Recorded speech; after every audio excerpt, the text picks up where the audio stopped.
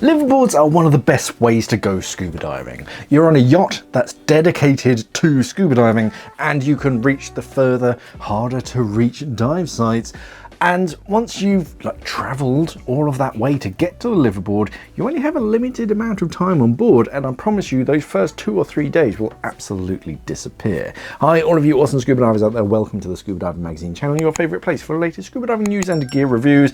Yeah, you only get so much time on a liveaboard, and you of course want to make the most out of it. So I was thinking about a few ways that you can prepare yourself and maximize dive time on a liveaboard. Quick pause before we jump into the tips. Today's video is sponsored by Aggressor Adventures.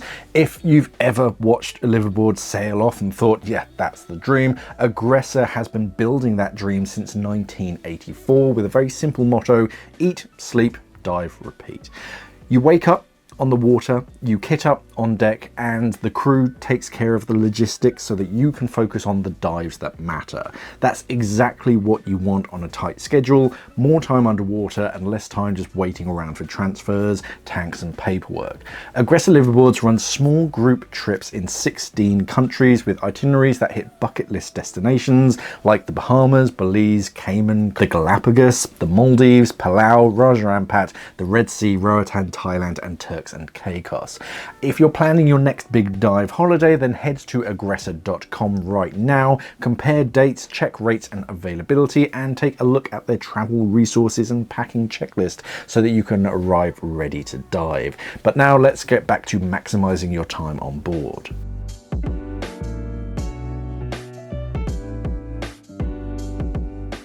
Now, I know very few of you go out of your way to hurt yourselves, and accidents will happen, but you can injure yourself quite easily on dive boats and just ruin the rest of your trip. Boats can be very slippery. The movement itself can catch you out, and if you don't secure heavy gear, it can fall over and crush whatever is underneath. Pay attention to that safety briefing at the start of the trip. Every single trip should start with a comprehensive safety briefing. If there are handrails around, use them. Plan your movements very carefully. Try and use 3 points of contact, your 2 feet and your hand, as much as possible. And if you're moving heavy gear from one place to another, then just take extra care. Don't just do it. Just think, hey, how am I going to get this from here to there as easily as possible? I don't care how nimble you are on your toes. No hopping over things. Don't stay out in the sun too long. Don't stub your toe on anything, because that's awful. And if you're walking by something heavy, just consider, what if that fell over right now? Because sometimes they do.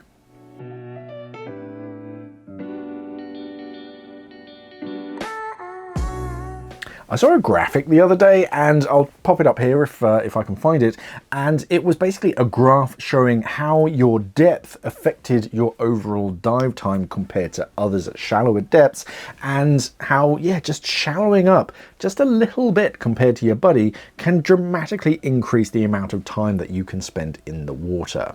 Too many divers get their advanced ticket and they just bolt down to 30 meters until their dive computer or their submersible pressure gauge tells you to ascend. Unless there's something that you specifically have to see at 30 meters, you can quite often see the same thing at 25 and be using less gas whilst you're at it. I've been on shallow dives where, not even breaking the 10-meter point, where I never have to worry about my NDL. My air lasts forever. It's bright, it's colourful, it's warm. So unless you really have to go down to those maximum depths, there's no real reason why you shouldn't just be a little bit shallower, and that way your gas time will extend.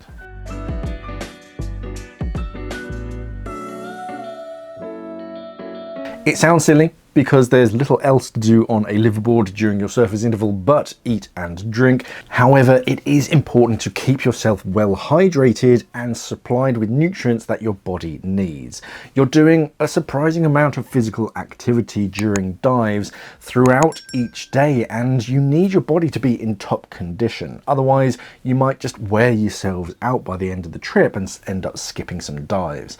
And it's a long way to go just to be snoozing in your cabin. As soon as you wake up, fill yourself with fresh water and a salty snack so your electrolytes are all correct, and try and get some steady carbs and protein for meals.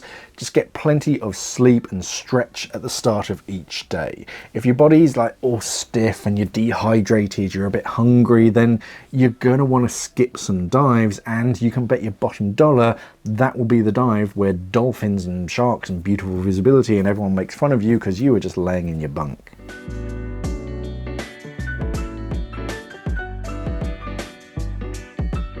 One great way to end up missing a dive is to have your gear rigged up on an empty cylinder. On day boats, you physically swap tanks between dives, but on most liveaboards, you assemble it at the beginning of the trip and then the crew just fill your tank in place between dives. And each boat will have some sort of sign to tell the filler to fill this particular tank. It'll be something like a little tag over the cylinder valve, or like removing your first stage. It depends on the boat, so pay attention during that pre-dive briefing.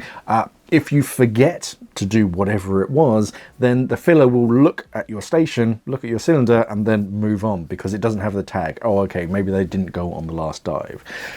You then, of course, get ready for the dive ahead, all excited, and then realize once you pressurize that cylinder, you've only got 50 bar that you left from your previous dive, which makes for a very short dive. After every dive, make sure that you remove the first stage or whatever it was, and whilst you're filling out your logbook, because you're a dutiful scuba diver who always fills out their logbook, listen for bleed valves that like hiss every now and then as the crew are filling up cylinders. That tells you that they're filling cylinders. As soon as that kind of stops, then you can go down, reconnect your first stage, check how much gas is actually in the cylinder for the next dive.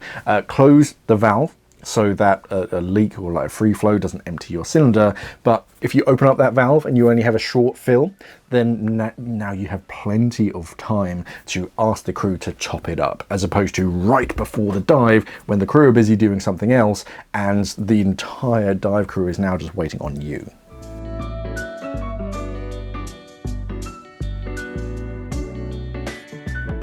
Being properly weighted is the key to extending your bottom time. Many divers just pile the lead into their pockets, not wanting to be underweighted and not be able to sink, only now they need to lean on their inflate button on their BCD to slow down their descent.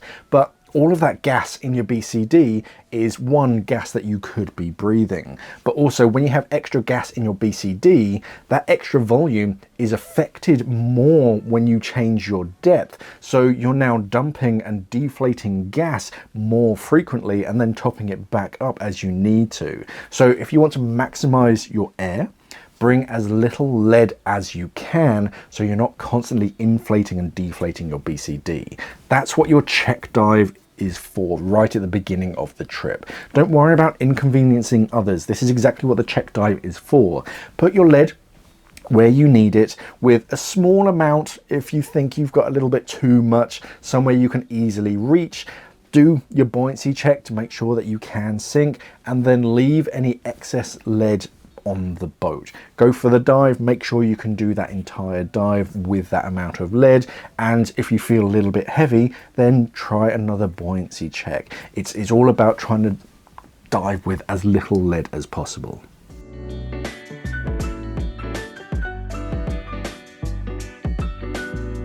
Use any water movement to your benefit and avoid paying too much like fighting the current. Swimming into the current is one of the fastest ways to empty your tank because you will be huffing and puffing far faster than normal. If you can, just go with the flow. Drift dives are one of the best ways to extend your gas supply because the water is doing all of the work to move you. You just have to concentrate on your buoyancy and dodging whatever's coming up ahead. If you cannot avoid current, there are a few tricks to reduce its effect. Start with your gear. Try to be as streamlined and slippery in the water as possible by stowing gear inside of pockets and keeping things just as neat and tidy as possible. And currents are weakest the closer you get to rocks, either at the bottom or along a wall, because rock outcroppings will prevent a smooth flow of that water. So try and stay as close as you can to anything solid without actually touching it. And that way you'll be hitting as little current as possible.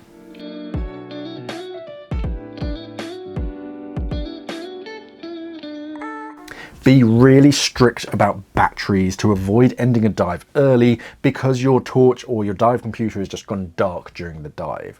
Before your trip, swap out any removable batteries for fresh ones that are in date, obviously.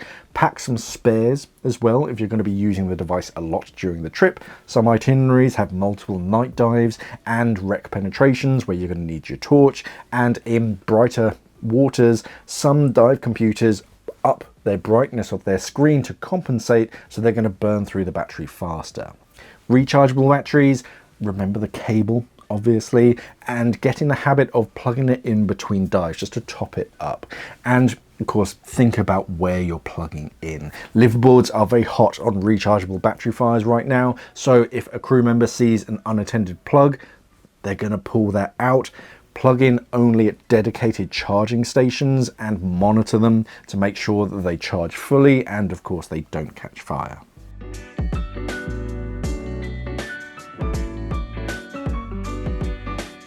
The limiting factors for most dives are going to be your gas supply, your NDL, your scrubber, your maximum bottom time and your warmth. Whichever of those runs out first determines when you head for the surface. For beginners, gas supply is usually the main contender, but as you progress, you'll learn to stretch that out as your breathing improves. NDL is a just variable on your depth. Scrubber only really applies to rebreathers, so they should already know all of this. Max bottom time is what you want to determine when to exit. If the dive brief says 60 minutes for this dive, you want to stay for the entire 60 minutes. So we already know to keep it shallow. That deals with gas and your NDL, so the only other one really is your warmth. You'll still get cold in tropical waters, so even if it feels lovely and warm when you first get in, wear that neoprene and always have being lost at sea in mind. I'd rather be found in a warm wetsuit than found freezing in a rash vest, but it's always worth bringing some exposure protection because after 3/4 of an hour to an hour, even in tropical waters, you're going to start to get that chill.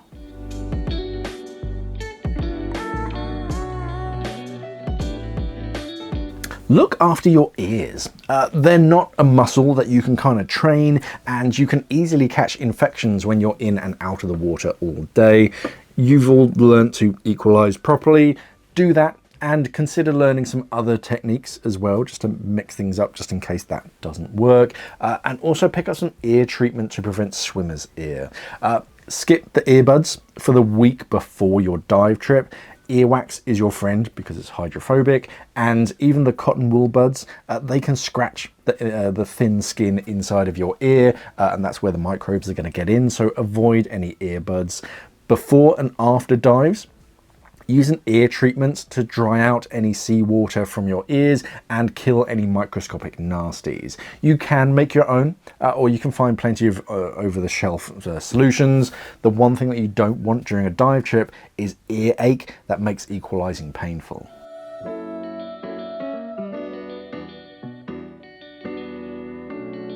If you're not Nitrox certified, it's well worth it. Nitrox, to the uninitiated, is regular breathing air, but with extra oxygen in it. So instead of 21% that we normally breathe from day to day, it's close to 30%. Now that has multiple benefits for you because one, there's less nitrogen in the mix, which means that you can stay at certain depths for longer and extend your bottom time. But also the extra oxygen helps me feel more energized. I was talking with another diver and he said that he could quite easily pick out the Nitrox divers on a boat because they were the ones who looked more energized compared to tired like air divers. Most liveaboards have a Nitrox system on board, and some you can even do the speciality on board if you haven't done the course yet, and then of course use Nitrox for the rest of the trip and any future diving adventures. There's no magic pill to take to make you a better diver. A lot of it is just multiple small changes that you can make and simply just paying attention to you and your gear. It's quite easy to get distracted on a liveaboard because you're meeting new people, but when you take a moment to think in your head, is there anything that I could be doing right now or could be checking on? Future you will be grateful.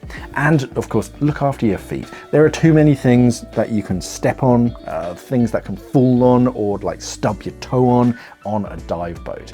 But if you have any handy tips or tricks on how to maximize your dive time on a liveaboard, then by all means let us know down in the comments. And of course, remember to check out today's sponsor, Aggressor Adventures, by clicking this link up in the corner. Remember to give this video a thumbs up and subscribe to the channel. Thank you for watching, everybody, and of course, safe diving.